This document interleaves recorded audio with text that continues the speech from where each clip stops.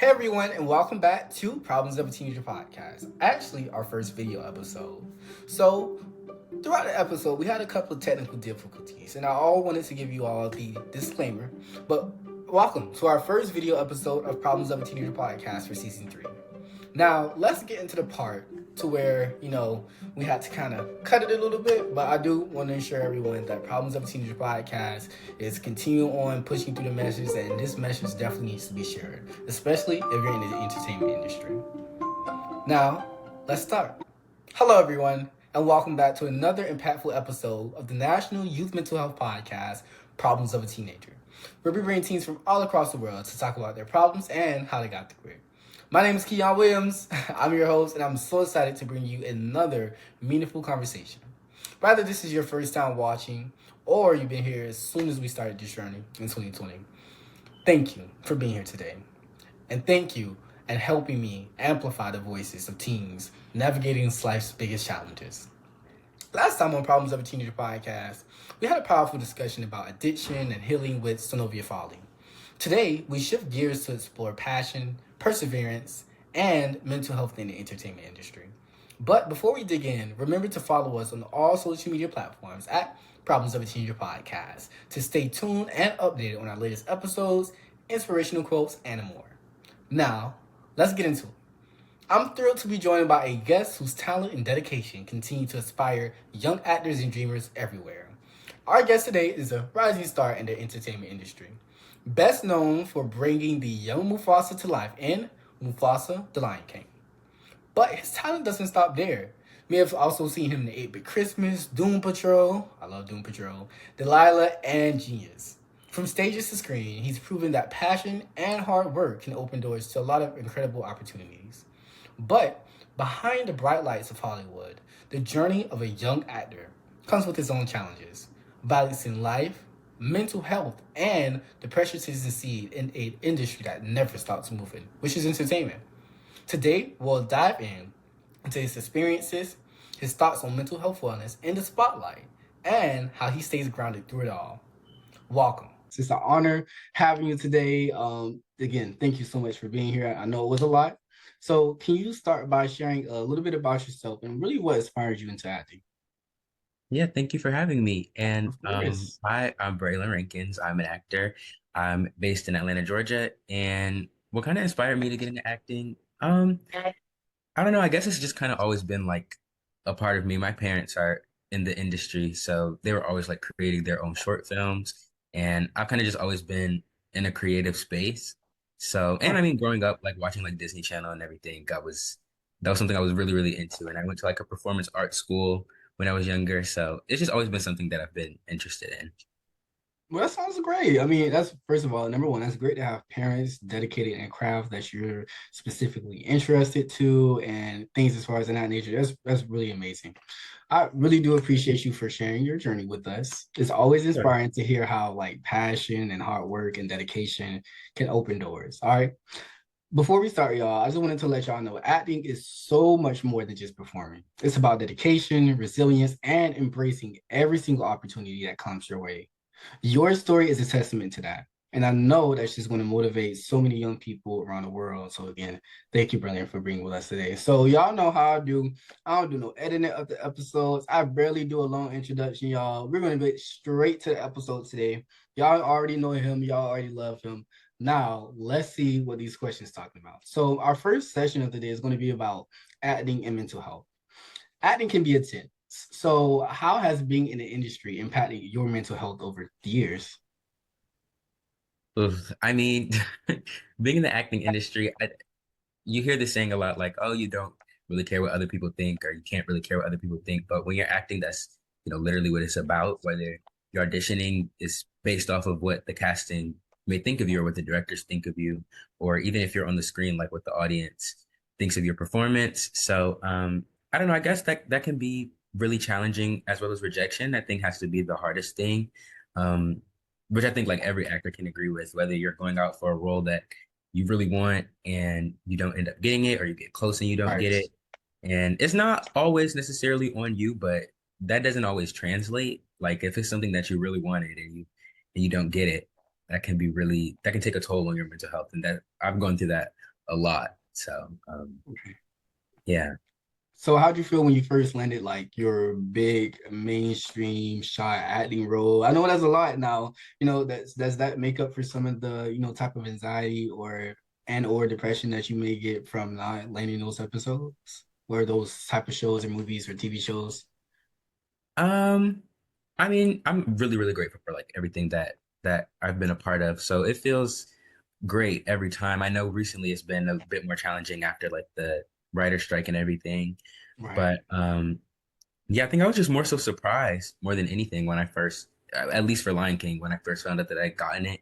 Because usually I would always book the things that like I auditioned for, and I'm like, okay, well, I'll try it out. And then I book it, and the things that I really, really would push for would be the ones that I necessarily wouldn't get, or it would kind of be up in the air. So I definitely thought Lion King would be one of those cases where like, okay, like I'll audition for it, but nothing's probably gonna come of it, but I'll do it anyway. Right. And I think maybe like a year later was when I found out that I had gotten it. So it just took me by surprise. Well, congratulations to you, number one. I watched the movie like Thank 10 times with my family, so I'm very dedicated and very interested in the show and the entire movie. First of all, the entire movie is amazing. So I know thank that you talked about having anxiety on set and things as far as in that nature. So how did you handle that sort of pressure?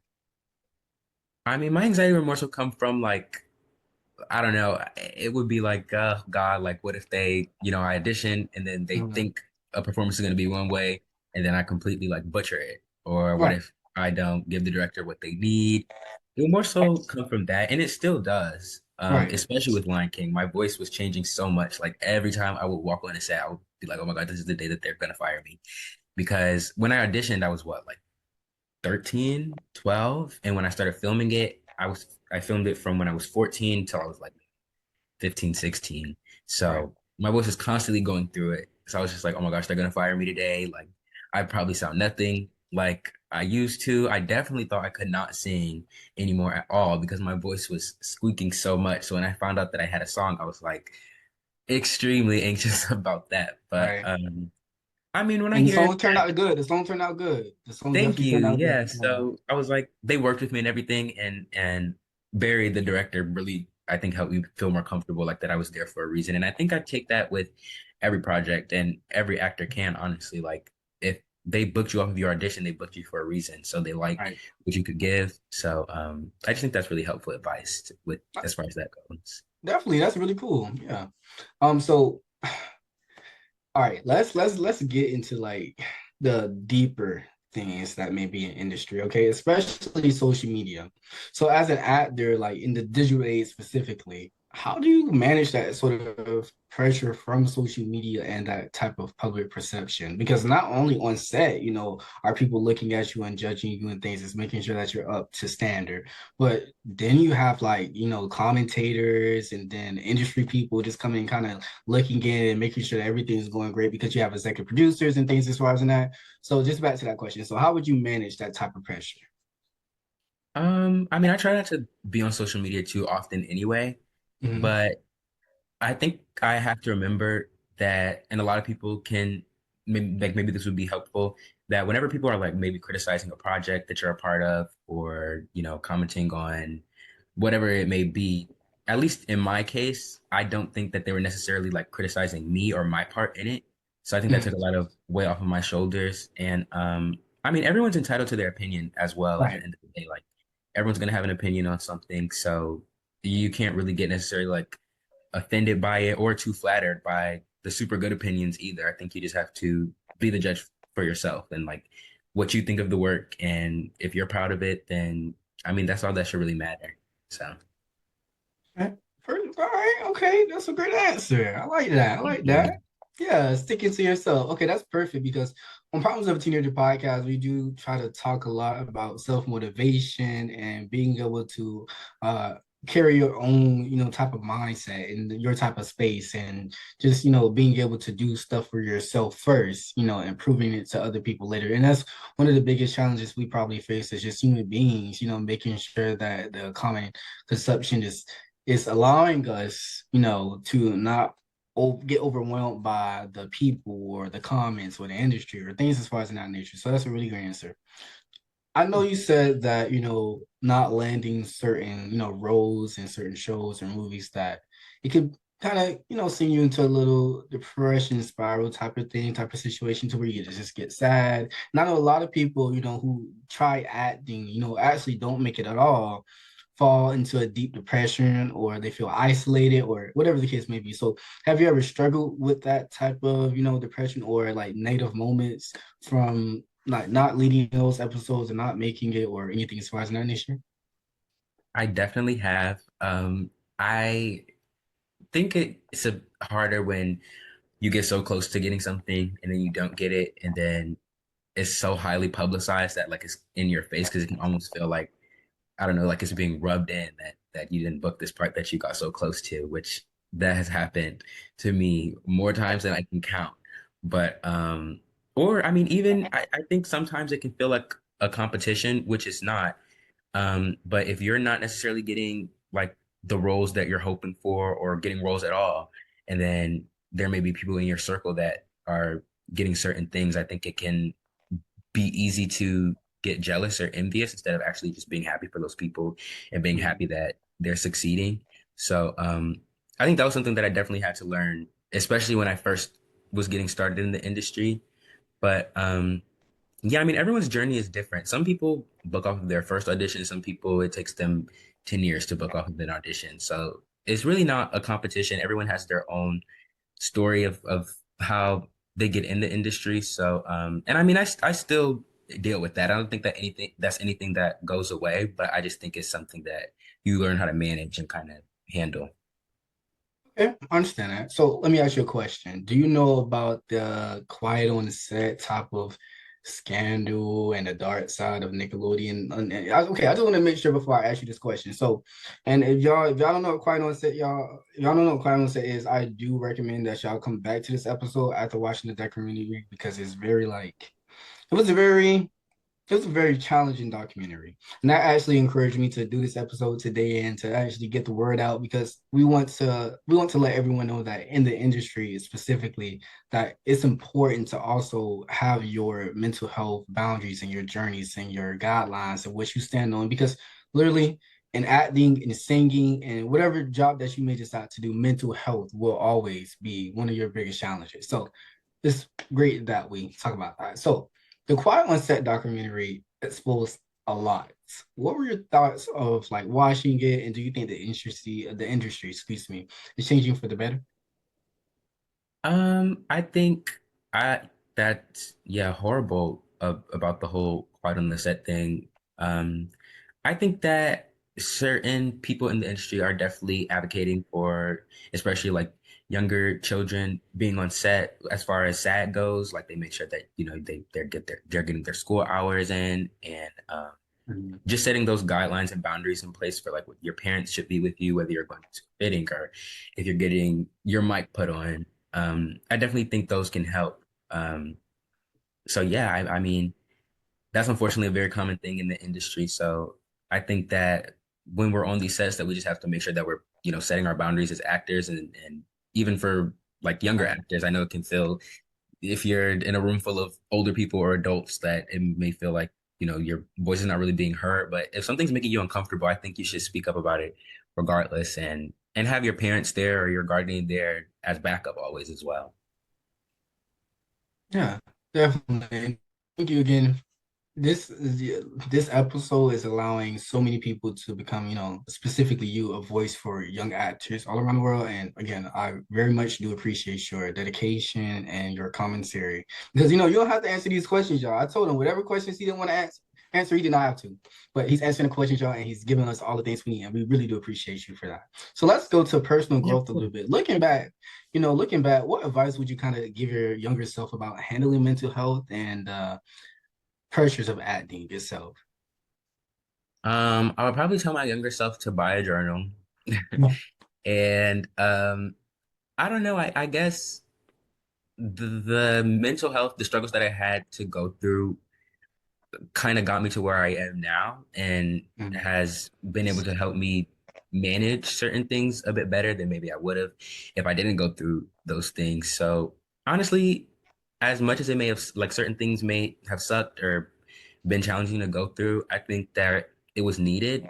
And yeah, I mean, I would just reassure myself that like it's not necessarily an issue of me or has nothing to do with how good of a job that I'm doing. And that eventually like the time for certain things are gonna come. So if you Right. just let time run its course. Definitely. Okay. So just coming into like that type of personal growth issue, that section there. So many young people, just young people in general, are afraid to seek help or therapy or support. And again, in the entertainment industry is so much better if you would just try to seek out that support and seek out that type of, mental health analysis from counselors, friends, advisors, whatever the case may be. So many people, again, young people, are afraid to seek therapy or support. So, what would you say to those people or to those young people specifically who feel ashamed about asking for help? I mean, I have a therapist. I've had a therapist since I was probably about like 8. So, Mhm. I would definitely recommend it. I think that a lot of people think when they think of therapy, they think of maybe that like someone's gonna think that you're crazy, or maybe they feel embarrassed to tell people the experiences they go through. But I really just think of it as like an outlet to get certain things out and to also get advice. Right. So I always think therapy is very helpful, and I definitely recommend it, Yeah. especially in the acting industry. Yeah, definitely. Okay. Therapy. Okay. We're all for therapy, all for counseling. I always tell, and this is why Problems of a Teenager podcast was created for people who are ashamed or afraid to just kind of have an outlet. And again, thank Mhm. you for being a part of their outlet. So let's go to a little bit about balancing passion and well-being. How do you balance pursuing your passion for acting while also protecting your mental health? You did say that you have a therapist and things for. What else do you do? Like, do you draw in a journal? I know you do a lot of singing, and that can help as well. But what are your Mhm. like top decisions? I definitely do journal.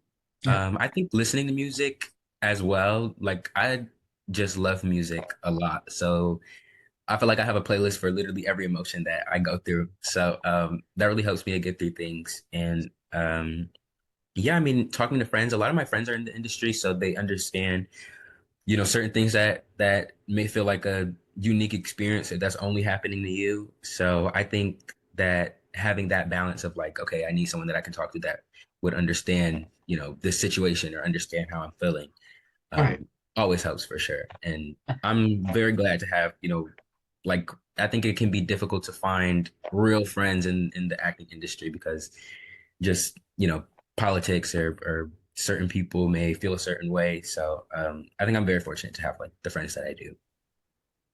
Speaking of politics and things specifically going on in this industry, and that's crazy because this question was next. So, what changes would you like to see in the entertainment industry to better the support of young actors and their mental health being? Um, I mean, I guess I would just say like inclusion. I think a lot of times on set that the whether it's the producers or just the production in itself, like they don't include a lot of younger actors, which I've seen time and time again, whether that's including them like interviews or just feeling a part on set in general.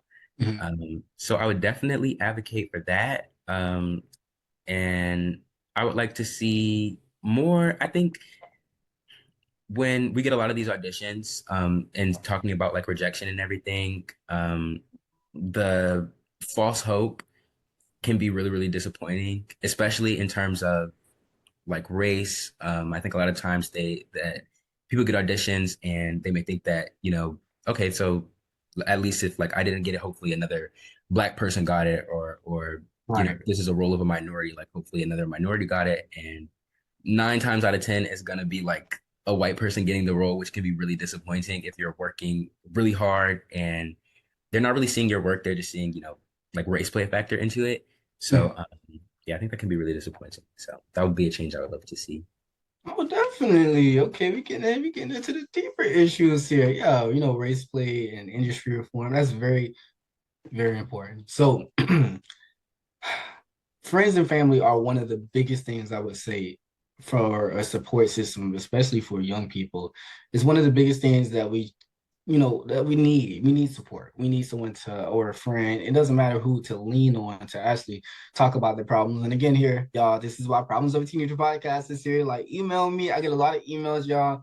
I get over about 50 emails a day, just talking and just wanting to talk and to listen. And I'm here for every single one of y'all. And this is why this is the people's podcast. Yeah. But have friends, family, or mentors played a key role in your mental health journey? I'm sorry, can you repeat the question? Yeah, definitely. I said, have friends, family, or mentors play a key role in your mental health journey?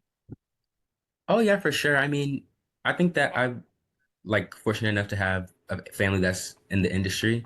So we all like help each other, and it's easy to talk to each other because we all understand, especially my sister who I'm really close with. Mhm. Like we go out for a lot of the same projects. So yeah, I think we really just get each other. So I think that that helps a lot and definitely plays a factor. Yeah, definitely. Me and my sister are like this. So I know if we ever, I'm not auditioning for no roles, clinical psychology is me. But, hey, look, if she ever want to do acting and she want me to come with her and do a little one, two, three, four, that's fine. I'll do that. I'll do that. It's cool. So let's talk about fame a little bit. You are again an upcoming actor, so there's a lot of opportunities out here for you now, especially with the Mufasa the Lion King film again, because you did amazing. Voice acting, whatever the case may be, everything was amazing. I always wanted to, brother. If you hear anyone in my dorm, walk up to them, you say, "Hey, who's Keon?" It's the guy who's always saying, "I always wanted a brother." So, yeah, literally, I'm always saying it. I love it. I love it. I love it. So, what's something about fame and the entertainment industry that people don't understand until they're in it? I mean, as far as fame, I don't think that that's like something that I could speak on just because I don't really consider myself like famous or anything. Okay. But Okay. being more recognized in the public eye, I guess, can definitely be challenging just because um, especially like people, I don't know, having kind of this parasocial relationship with you, as far especially like impersonating, which I've been dealing with a lot, Yeah, I which is see. so annoying because I don't know, it's just can be like whether they say things that you don't agree with, which has happened, or so yeah, I think just adjusting to that and just adjusting to there being like a bigger audience watching you in general. You can't do certain things or say certain things, which I think just kind of comes with the territory. Right. And I mean, again, all of this is like things that I understood coming into the industry. I think when you're signing up to be an actor, that you're kind of like signing up to be in the public eye. So yeah, I think just going back to like what we said before about having those outlets and having those ways to manage those things are just important with that aspect. Definitely. Okay, so I got two more last questions for you today before we go. One is on future advocacy. You look like you are a big mental health public figure when it comes to certain things because I do see that you sing and I do see that you write, and that's one of the most important things again when it comes to mental health. So do you see yourself becoming more involved in mental health advocacy for young people or young actors specifically in the industry? Yeah, definitely. I would love to. I mean, I think mental health is so important and the recognition that and the amount of times that it's being talked about, I think it can definitely be talked about more. And I think a lot of people are embarrassed when they are having mental health issues, which and just being honest, like everyone goes through a mental health Right. issue, whether they're telling you about it or not. Like everyone has their good days, they have their bad days. So I think the more people talk about their experiences, especially in acting, Mhm. the better it is. Yeah, definitely. And again, that's exactly why I thank you for coming on Problems of a Teenager with me today. And this is the last final question, final thoughts about, this episode in general. But if someone listening is struggling with anxiety, addiction, depression, whatever the case may be, what's one message you will want them to take from this episode?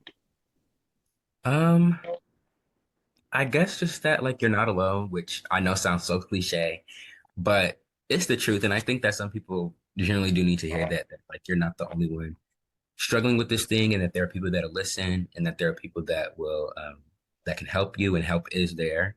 I know a lot of people suffer even more because they are not talking about certain things that they're going through with a therapist. So I would definitely say get therapy, it helps. And yeah. All right. Well, sadly, everyone, that's all for today's episode. Hey everyone, again, sorry for those technical difficulties throughout this entire episode, but sadly, everyone, that's all for today. Again, thank you so much, Braelyn, for joining us today, and his journey will continue to grow with us for our entire season of the podcast. Seriously, his dedication and his wisdom will definitely inspire so many people chasing their dreams. To our listeners, just remember that mental health matters, no matter what industry you're in, or if you know someone that's struggling, reach out because you're never alone. Don't forget to follow us on all social media streaming platforms, including iHeartRadio, Spotify, Amazon, and more. And also, stay tuned for all social media platform content at Problems of a Teenager Podcast for more inspirational quotes and more. Today, I'll leave you with this quote. Success is not just about talent. It's about perseverance, mindset, and believing in yourself, even when no one else does. Thank you all for tuning in to Problems of a Teenager Podcast. Make sure you stay tuned for the next episode, which will be available on all platforms.